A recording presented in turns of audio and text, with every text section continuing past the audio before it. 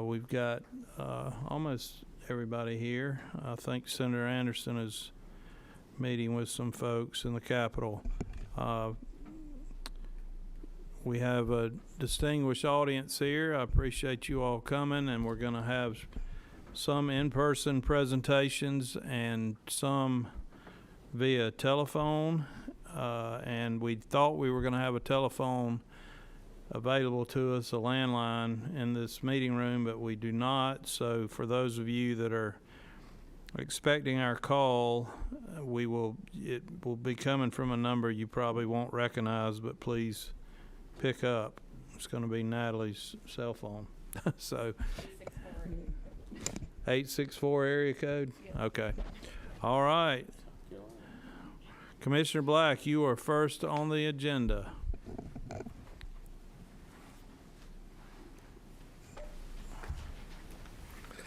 Thank you, Mr. Chairman. Good afternoon to you and members of the committee. We're honored to be here on behalf of the Department of Agriculture, and we have a little presentation for you there that I think we've referenced properly each one of your tracking document numbers in it. If you just want to follow our little booklet, I think we can refer to that. Yes, sir. It's that one right there.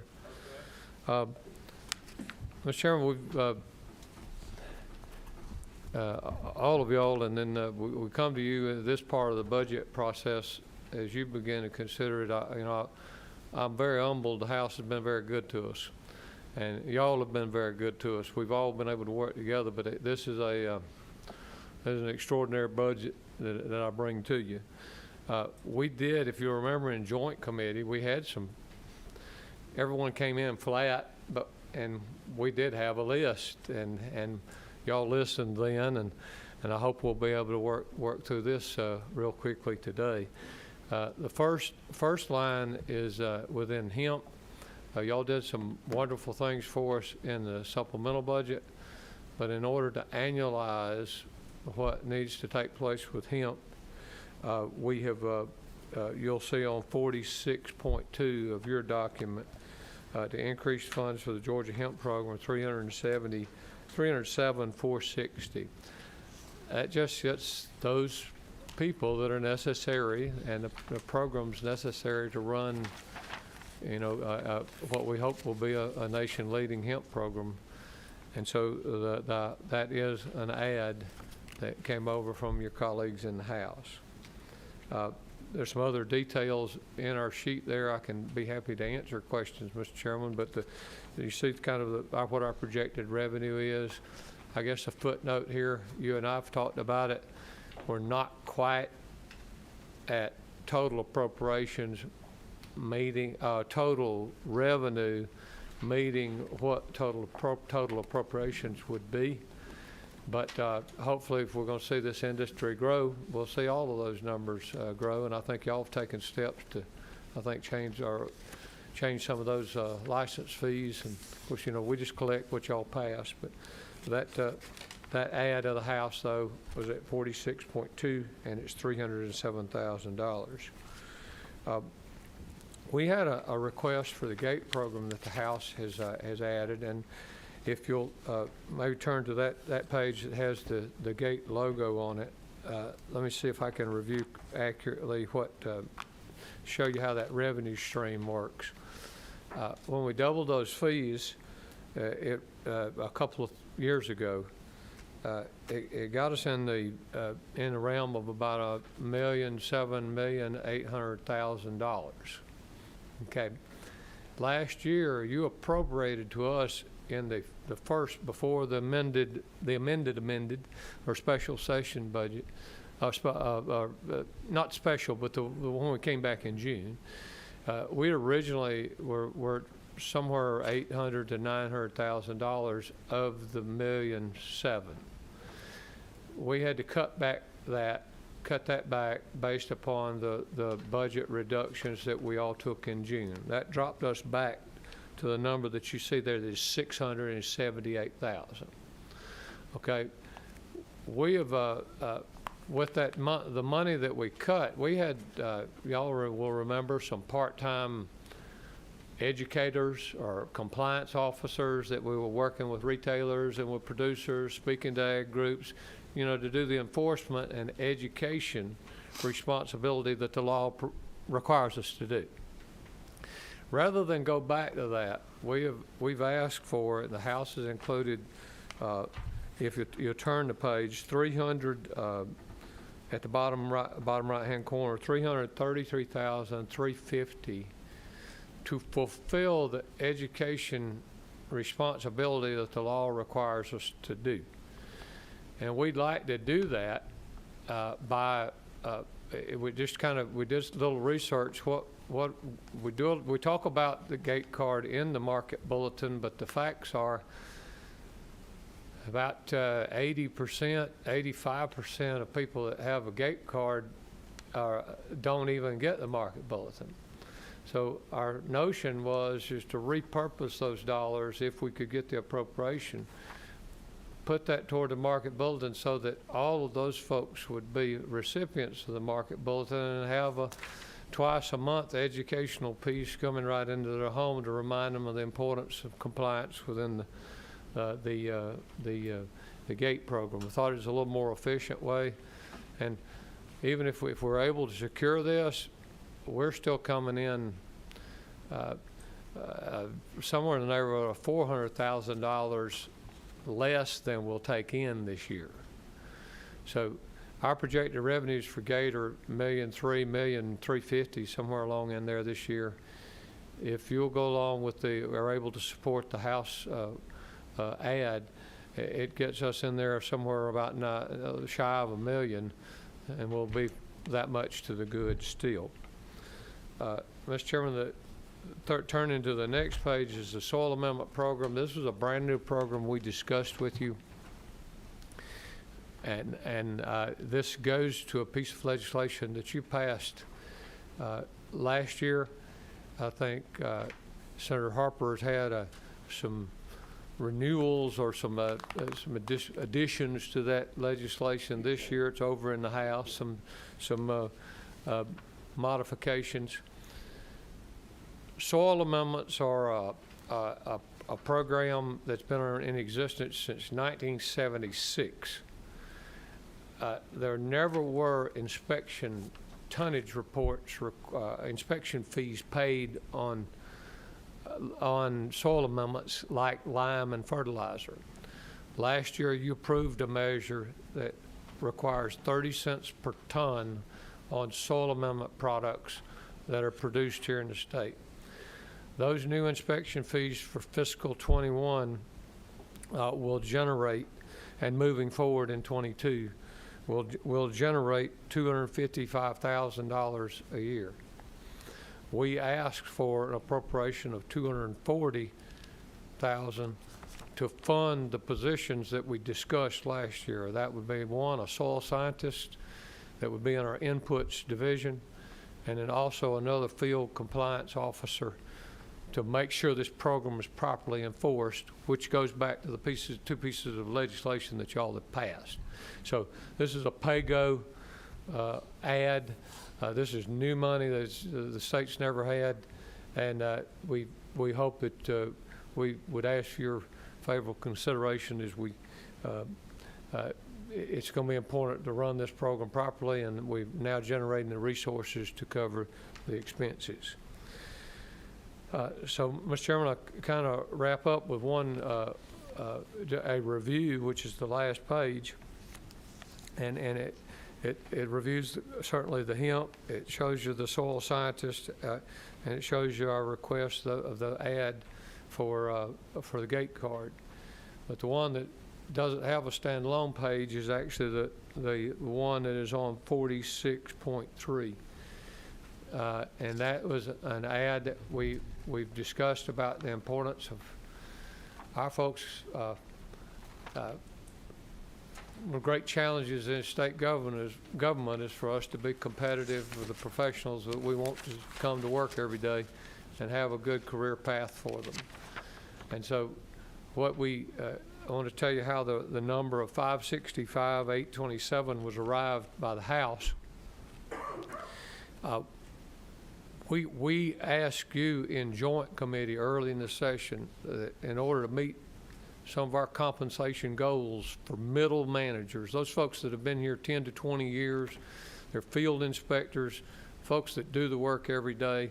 We have such compression with starting salaries and middle salaries that we needed to reduce that compression in that middle group.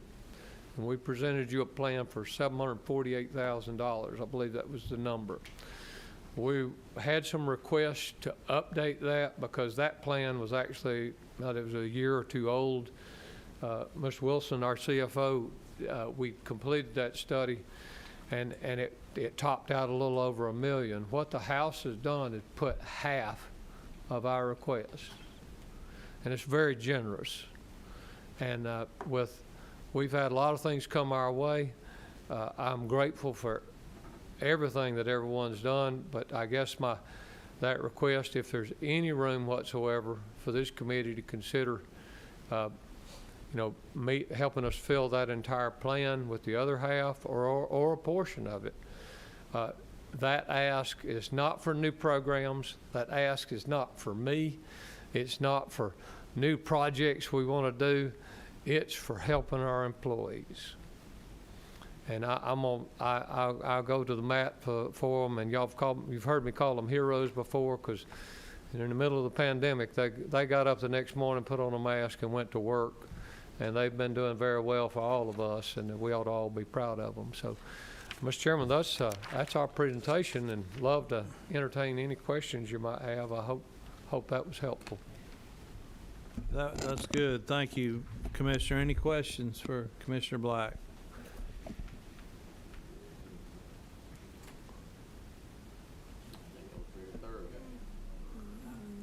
Yes, sir. Talk to me again back on the farmers market bulletin. Is that you're going to make all gate card members have access? I think that's a fantastic idea, because I mean those are the people that are looking at that type of stuff, and I think that's a great way to open that door. That's customers that are ready, waiting, and able. Good idea. And really improves it's an economical way of improving economy of scale for the whole market bulletin apparatus too. Yep. So it's several wins in that idea. Good idea. Thank you. Very good. Well done.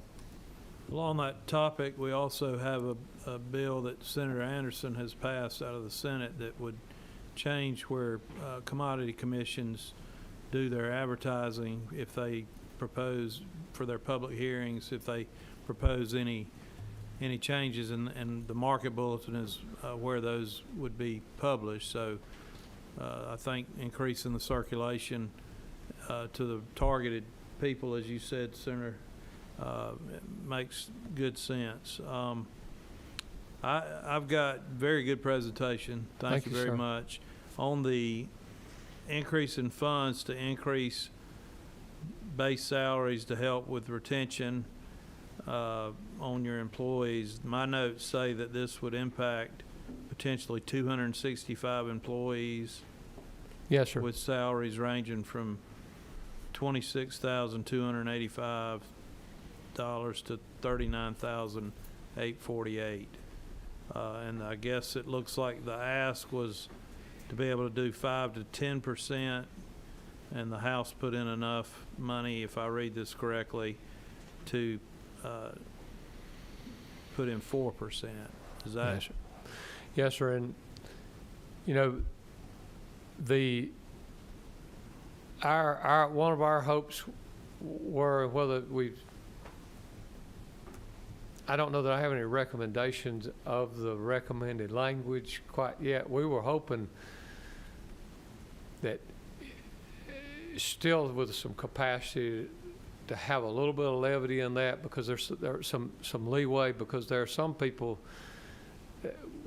that might need a little more or might need a little less based on some of our past considerations of merit. And we're going to do naturally what the budget language says. But yes, sir, that gets us in the ballpark of a 4% on those folks that are in the middle. 'Cause we go back to 2013 FY13 budget, I think, since we had the last jolt in our system for starting salaries. And the plan that we were on then, that we had hoped to be able to do that and then come back and address a measure like this within a year or two, because what happened is when we raised starting salaries up, for instance, for food safety inspector, anyone that has a profession, has a degree, a 4-year degree requirement, those starting salaries for us moved up from to $31,500 in 2013 or 14. Those starting salaries are still there today. But the challenge that we had from way back when was when we moved that starting salary up to $31,500, we had some of these career people that we're talking about right now that were still at 36 or 34. And so we compressed the bottom to the middle. Now, I know all of us would love to fix all of that, but we can't do it in 1 year. So I guess our request now is, rather to go back on the starting, is to try to take a step towards improving the middle. And so that's what these additions would do, Mr. Chairman. All right, thank you. We've got a Senate Ag Committee meeting tomorrow, and we've got a hemp bill in our committee. How's the hemp program going? Is there still is there a lot of interest? Are you getting a lot of applications from growers and processors? Just give us a 3 or 4 minutes on Yes, sir. hemp, please, sir, since that's a part of the Yes, sir. budget here. Applications are down. The numbers that you see on the hemp little column there are what we believe are spot on that it will be this year as far as revenue. If you take additional changes to any of the fees, of course, it would impact that. But we're going to institute a fee structure that y'all pass. We're seeing interest in growers down a little bit. We're seeing interest in processors down a little bit. That's not because of anything that we've done. It is, I think it's reflective of the market. It's a market-based reaction. Are there still long-term benefits? Yeah. Are there prospects for some people to be in the CBD oil producing business? Absolutely. Are there prospects for us to be in the fiber business, for automobile parts, for soon-to-be manufactured electric vehicles? Sure, there's an opportunity there. I don't know how far the horizon is out there. I don't know how many bumps there are along the way. And my other limiting factor on the food side of this business is I don't know when the Food and Drug Administration is going to determine whether this is a drug, a food, or a food additive. Because how the federal government still responds to this comes back into actually other programs of ours. Because there are a lot of people that like to add a shot of something to some coffee, but in order to do that, you've got to decide whether it's a food or not, and then how are you going to expect it? So the basics of the program, Mr. Chairman, I think we're going to have some growers this year. We're going to have some processors. There'll be a harvest. We've signed the agreement again with Georgia Crop Improvement Association to do the testing, and those, all of that is, we're in year 2 or 2.5 of trying to mature an industry, and what this does is give us the tools to do the job I think you want us to do. Okay. Very good presentation. Thank you, Commissioner. Thank you, sir.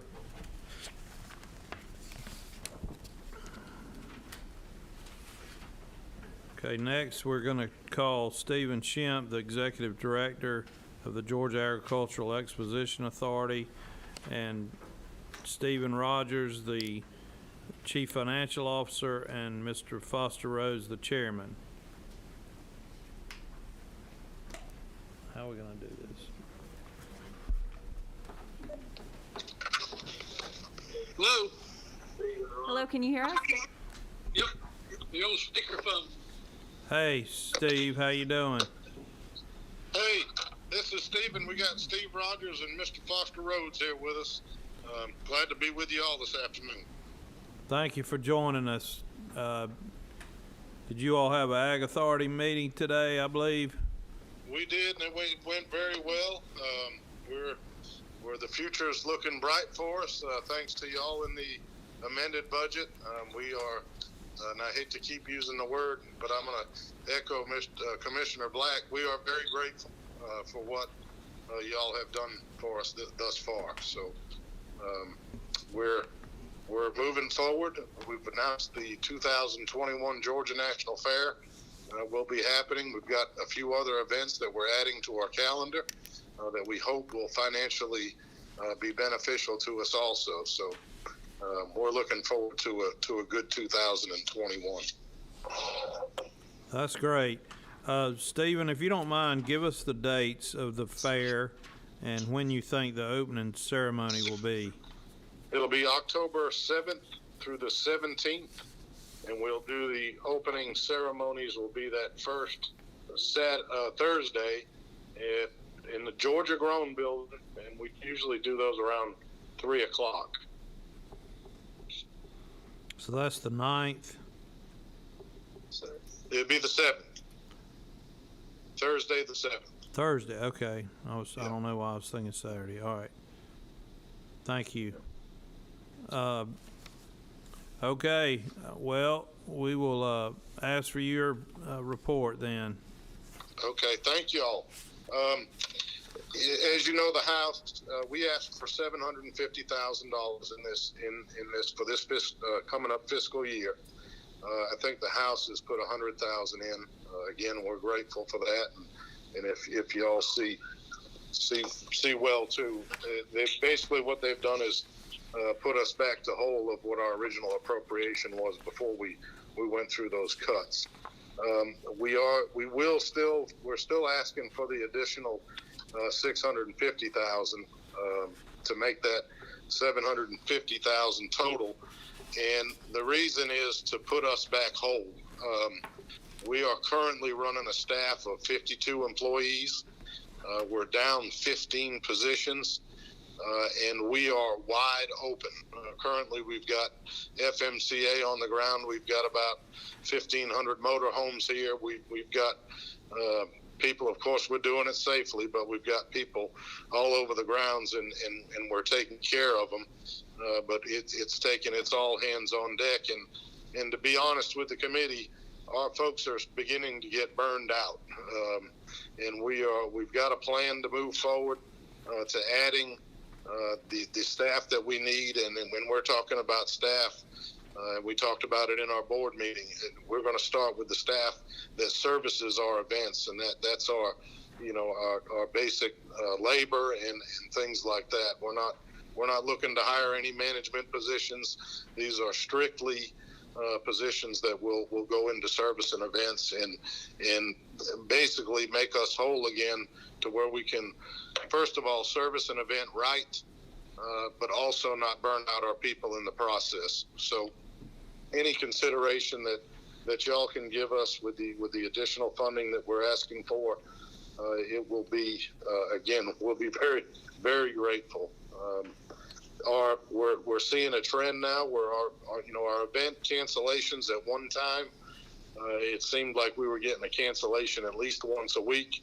That has come to a slow trickle now. We're confident in our calendar. We're confident that we're going to see the projected shows that we have out there and contracted shows follow through. So I think we're turning the corner back into our full operation. But that basically sums it up. And the additional funding, like I said, it's not going to go into fluff. It's not going to go into anything but getting our place back to where it is. The grass is starting to grow, and the buildings are starting to get dirty, and we need some folks to cut the grass and pressure wash the buildings and maintain this facility the way that it deserves, and that's exactly where that money will go. Okay, so historically, we've been appropriating right at $1 million, Right. and right. that got cut in fiscal year 21 when everybody else got cut to right at 900,000, and the House has added back 100 to put you back to what has historically been your appropriation. But you had events, I'm sure, in July and August and September that probably have had to cancel, and it's going to take a little time to ramp back up, is what I'm hearing you say, Yes, sir. as far as That's revenues exactly right. and events. Any questions for Steve or Stephen or Mr. Rhodes? I don't see any questions. I appreciate it. Yes, sir. Thank you, Mr. Chairman. Thank you, members of the committee. Y'all have a great afternoon. Yes, sir. All right, bye-bye. All right. State Soil and Water Conservation Commission, Mr. Mitch Attaway.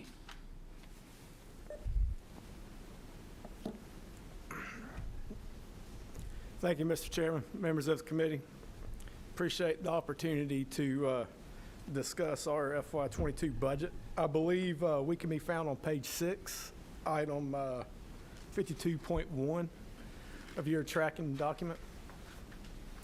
I gave a little presentation to Natalie earlier about what the House added to our budget. It's simply $57,000 and a little bit more than that, but it's for salary and fringe of technical specialists to help us out with in our rural program with our watershed dams and our ag grants. We've been fortunate the past couple years to receive a lot of funding through the state and from our federal partners to help take care of the state's dams. Now we find ourselves in a situation where we've got a lot of good work to do. We just need some extra hands to help facilitate that work and make sure that work's getting carried out properly. So in the packet, you'll see we have 8 major rehabs coming up on the watershed dams, as well as we would like to start tackling EPD safe dam rules and regulations as far as maintaining these dams properly, and once they're maintained, keeping them inspected. This is something so far we've not been able to do, just limited staff availability to do it. This position will allow the state's watershed permitted dams to be inspected, as well as start our maintenance routine. So once we get them permitted, we're making sure that they're mowed, trees are kept off of them, they're kept up to the standards, and we're also saving the state money. We don't have to go back in and do these major rehabs in the future. And also, we, our agency, no, you're fine, sir. Thought somebody was sneaking up behind me there. But Soil and Water oversees almost $2 million in ag grants that go to ag producers to improve conservation activities on their land. That's something we would like to pursue further, but simply in our rural shop right now with 2 guys, we can only do so much. So this position would free up some time for one of those project managers where we can actively pursue more grants and bring more dollars to our ag producers here in the state. So, Mr. Chairman, that's my simple presentation on the added budget that the House did for us. Be happy to take any questions about it. Any questions for Mr. Attaway? Thank you, Mr. Attaway. Yes, sir. Thank you for your time. Mr. Tim Lowermore with the State Forestry Commission, the Executive Director.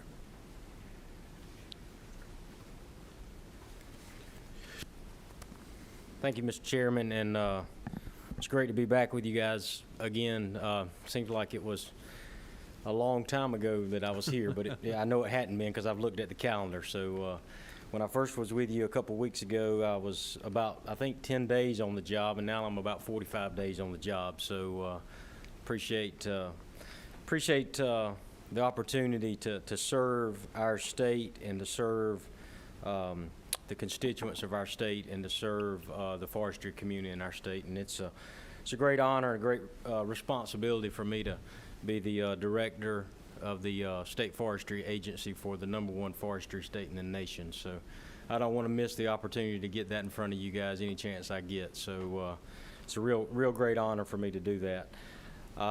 Before I get started in our budget presentation, I just want to say thank you, Mr. Chairman, for reading the resolution on Virtual Forestry Day, recognizing our units of the year. Thank you for that. Chairman Senator Tyler Harper did the same for our centennial. Appreciate both of you gentlemen for doing that. Means a great deal to our employees and to our agency to be recognized. So thank you for doing that. Today I've got Michelle Gray with me, our financial director of administration. So if we've got some questions that I can't quite clear up, maybe she can help us clear those up. So glad to have Michelle with us here as well. You know, I'm a forester by trade, so good stewardship is in my veins. It's in my core. It's who I am. And I can tell you that since I've joined the Forestry Commission, there's a lot of that same principle inside of our organization. So you guys treated us well in the amended budget, and we're thankful for that. That's been very helpful and very well received. And in this budget for fiscal year 22 coming up, your colleagues over in the House added a simple line item for an increase in work comp insurance that our agency had seen, to the tune of about $180,000. And a lot of that was driven by, Mr. Chairman, it was driven by the increase in payroll due to money that was granted to the agency back in fiscal year 20 to give pay raises to our employees, which we did starting July 1 of 19, I guess is what it would have been. And then in October of 2019 is when we started seeing the budget reductions and with money from our allotment being withheld. So the increase in payroll coupled with some increased incidents that we had across our agency. All of you know we've got firefighters. Our agency probably has some of the highest risk because of the type of work we do. So we've seen a slight increase in our workers' comp. And for an agency that works fiscally responsible as we do, $180,000 is a big deal to us. And so we felt like it was appropriate to bring that forward to your colleagues in the House, and they've received that and added that into their to our fiscal year 22 budget. And we'd like to ask you to consider your support for that and keeping that funds for work comp in as well. So I do want to point out that there's $4,000 for that work comp insurance for our tree seedling nursery. This tree seedling nursery does not receive state appropriations, and we're working with Natalie to get that removed out of that section. So that needs to be removed, and that shows up in your budget. But we've worked with Natalie and notified her that we want to get that moved out. So fiscal year 22, we're getting some bond money, which will allow us to continue to keep our fleet of tractors and dozers up to speed, and then we're also been able to get some resources to construct a new county office down in Pierce County. So we're excited about that as well, and that gives us a chance. That unit, I believe the date on the born date on that unit was around 1967, I believe, mid 60s. So it's time to replace that unit, and we're thankful for that support as well in the bond package. So just want to point out that our agency is, you know, COVID is a big deal to us, and we're proud to say that we are able to be one of the first mass vaccination sites for the state, one of the first 4 sites.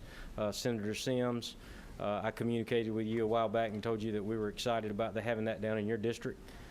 So the governor asked us to do that, and we're partnering with GEMA to have a mass vaccination site down there as well. So I just thought that was something important to point out. And that's really the nature and the heart of our organization, and that is a can-do, will-do with what we have to do with type of organization. And we're ready to help and ready to serve our state when we can. So, you know, our business is changing. Our industry's changing.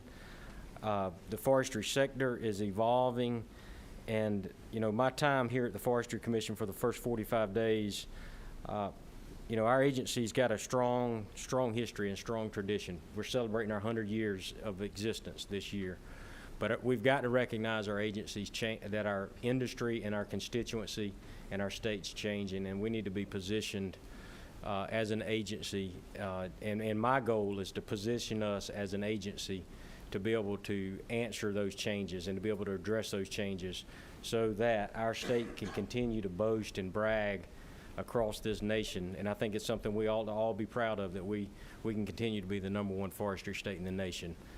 So I just would like to end there, and be happy to take any questions that you may have. Any questions for Director Loudermore? Good presentation. All right. Thank you. Thank you.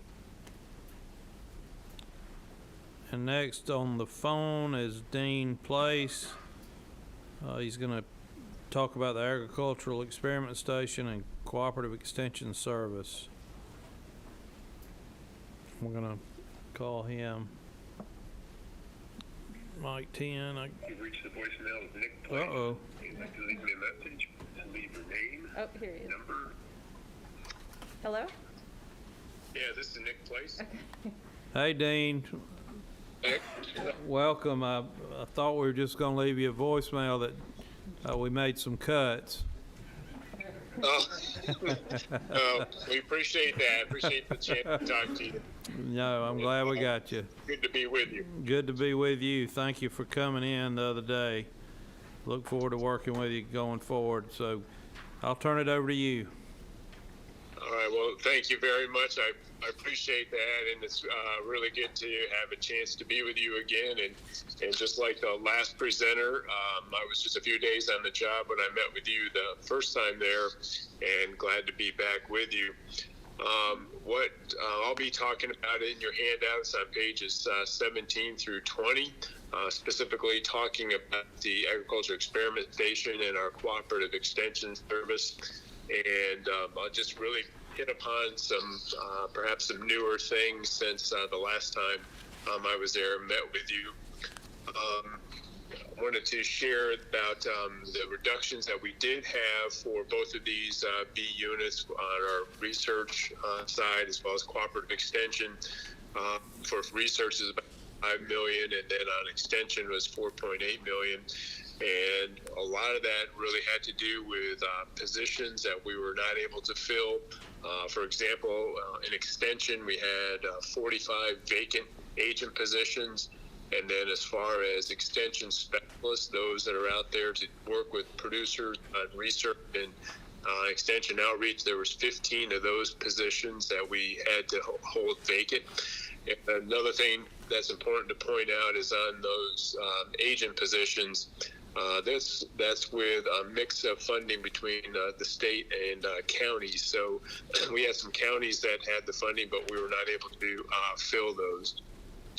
I think another thing too in regards to how we dealt with this was that we had a significant cutback to our college communications unit, and so we've had to cut back a number of positions there, and that is also causing some issues for us in relation to publications that our clientele rely upon, and getting information out to our producers and clientele around the state that really rely upon the latest research and having that available to them.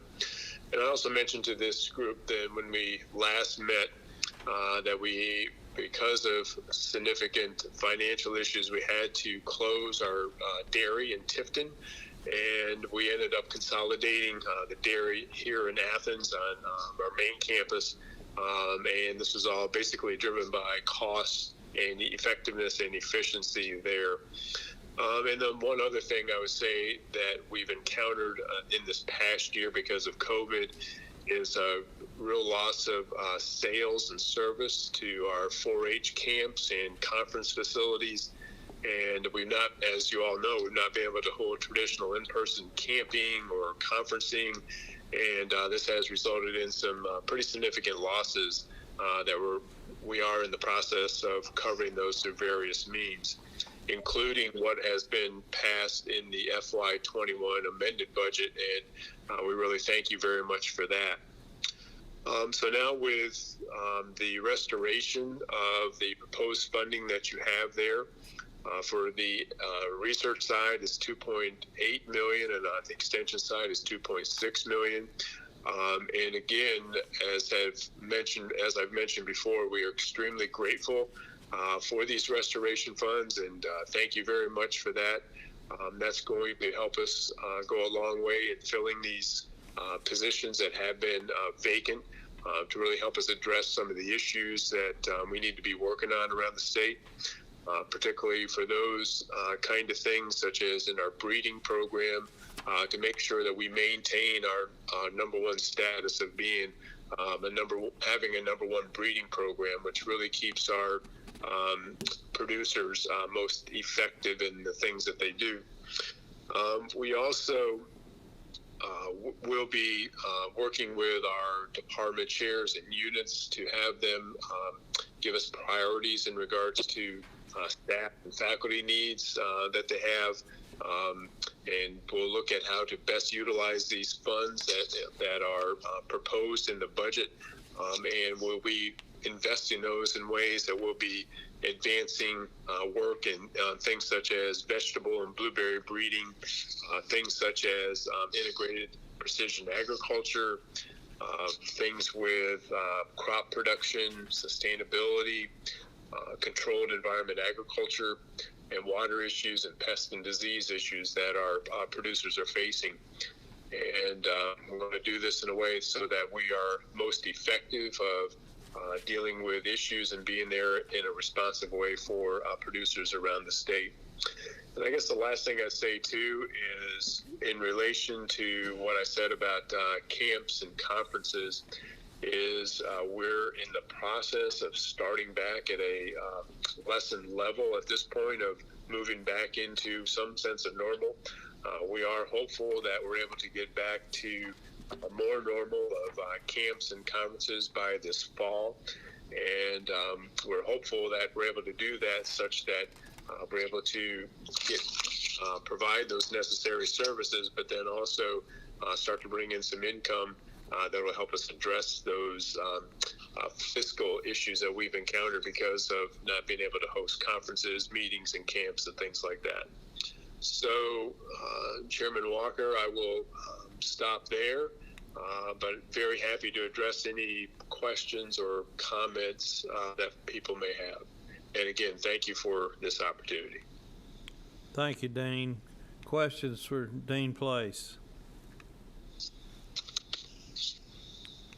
I don't see any questions. Good presentation. We appreciate it. All right. Thank you very much. And good to see you again. Take care and go Dogs. Yeah, go Dogs. All right. Forestry Cooperative Extension Service and Forestry Research. Dean of the UGA Warnell School of Forestry and Natural Resources, Dean Dale Green. We're going to give him a call. Hello. Hey, Dean. Larry Walker and the Agriculture Natural Resources Appropriations Committee. How are you today? I'm doing well, Mr. Chairman. Thank you. Yes, sir. Well, we're ready to hear from you. Okay, I appreciate the opportunity to be with y'all this afternoon and want to add my thanks to what you heard from my colleague in Ag. We appreciate the help in the amended budget, restoring 60% of the cuts, and we're very appreciative of your considering doing the same in the FY22 budget. We have two lines there that I'll speak to. One is 270.1, which is Forestry Cooperative Extension. The restoration of those funds as proposed would allow us to relaunch our in-person outreach and extension activities across the state that serve our citizen landowners and youth programs such as 4-H and FFA. Travel for in-person meetings has been almost completely halted for a year, and that helped us endure the cuts that we took. But we are expecting full resumption of many of those activities, certainly as we start FY22. On the next line is forestry research, 271.1. That restoration, as proposed, would add $198,000 plus dollars to our research budget. We're currently down 3 positions in our lands and facilities area from where we started FY20 due to retirements. We would use 50,000 of those funds for salary and benefits to fill one of those positions, and the remainder of the funds would be used to replace obsolete and aging equipment in various research labs that we have deferred to try to get through this fiscal year with the cuts that we had. What we would do with those is offer to match faculty funds from contracts and grants to make those equipment upgrades. That would leverage our state funds that are being restored as proposed here, dollar for dollar with external funds. That would leverage the state funds and the external funds while we keep our research infrastructure up to date, and it makes our grant proposals more competitive when we've got good lab infrastructure in place as we make those proposals. Be happy to answer any questions anyone might have.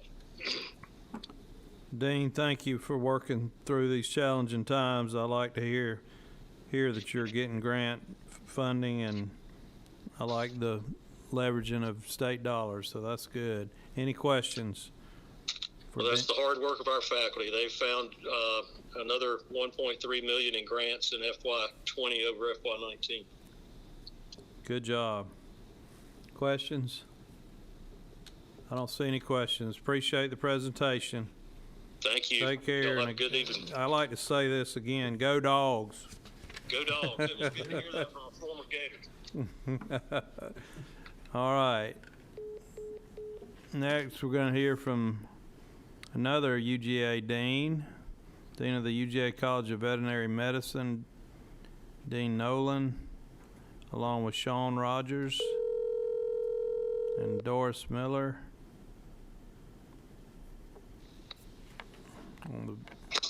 Hello. Dean Nolan, Larry Walker, and the Ag Appropriations Subcommittee. How are you today? I'm doing great. I hope you are too. We're doing good. It's been a full day. We're anxious to hear about what you got going on at the Veterinary Medicine Experiment Station. Well, thank you and members of the committee for giving us this opportunity. We're calling from the University of Georgia campus in Athens. And in this very hard year, I want you to know that the College of Veterinary Medicine has been tremendously proud to serve the citizens of Georgia. Whether it was supporting animal agriculture and the pet-loving public with high-quality clinical care and diagnostic service, performing state-of-the-art research in animal and human diseases, including into COVID, training Georgia's next generation of veterinary practitioners, or providing COVID testing to the University of Georgia or South Georgia's regional hospitals. We were there, doing our best to support our home state and our citizens wherever and whenever we were needed. Now, as you're aware, I'm here today to discuss the Veterinary Medical Experiment Station, also known as VMES, seen on page 22, beginning with line 284.1. Now, VMES provides funding support for some of the college's B units, including the Poultry Diagnostic Research Center, also known as PDRC, the Food Animal Medicine Program, and 2 college farm properties. In addition, it provides partial funding for the Athens and Tifton Diagnostic Labs, which is in addition to the funding they receive from pass-through contract with the Georgia Department of Agriculture. VMES also supports maintenance and operations for B unit facilities and applied research that directly impacts animal health and agriculture in Georgia. Now, to deal with the budget reductions in FY21, we eliminated 2 vacant positions at PDRC and one research support position in the dean's office. We also sharply reduced maintenance and operations funding and reduced the funding used to support research projects. The impact of these reductions manifested as an increase in our deferred maintenance backlog, less support for poultry programs at PDRC, and reduced support of research that impacts animal agriculture in Georgia. Consequently, we were very grateful to have received $162,000 in funding restoration by the House. We plan to use those funds, including in the FY21 amended budget, to make progress on deferred maintenance items, including safety upgrades to the incinerator for the Athens Diagnostic Lab, HVAC and incinerator repair at the Tipton Lab, and infrastructure repair at the Riverbend Farm Agricultural Research Site. We'll use the funds included in the FY22 budget, which we're discussing today, to restore one research support position at PDRC and handle any maintenance issues that emerge in our B unit facilities that are used to support animal agriculture. We thank you sincerely for your support, time, attention, assistance, and service. Thank you so much. Thank you, Dean. Thank you for all y'all do for our number one industry, agriculture. Any questions for the Dean? We appreciate the presentation. You have a good evening. Thank you. You too. Bye-bye. Bye. All right, last on the agenda is Commissioner Mark Williams, Department of Natural Resources. And we've got a handout for you on we're also going to cover the Georgia Outdoor Stewardship Act grants. It's our job to approve these grants. And then you all were sent this information earlier also, so you've had time to review it, I hope. We're going to call Commissioner Williams.